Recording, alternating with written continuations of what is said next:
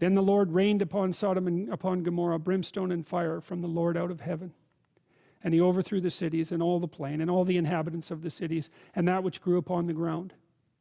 But his wife looked back from behind him, and she became a pillar of salt.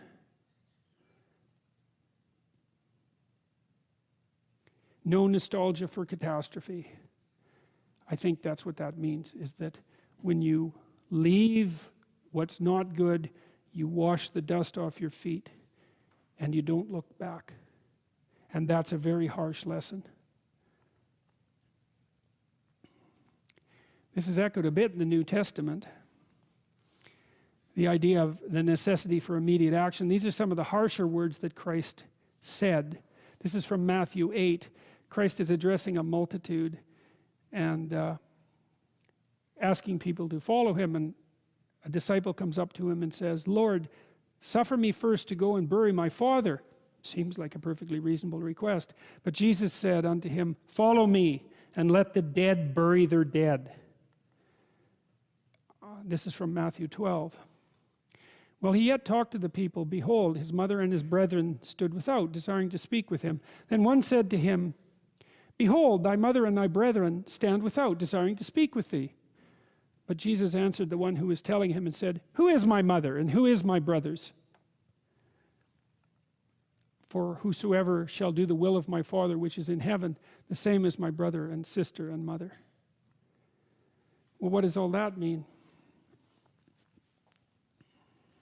It means that there's no excuses whatsoever for not getting up and getting at it. That's what it means. And it means that, it even means that when people are beset with a catastrophe, like let's say the death of their father, that they are prone to use that as an excuse for not going about the business that they should be going about. Because they can say to themselves, well, I would accept. And accept, there's always good reasons. I mean, believe me, there's always good reasons for not doing what you should. That's for sure. The reasons pile up day after day to not do what you should. Especially because you're aiming at things in the future. You can put them off indefinitely, right? Because of the demands of the day. But these stories, they say a variety of things, you know, especially in combination. They say, when you leave somewhere terrible, do not look back. There's no nostalgia. That's the letting the dead parts of yourself go.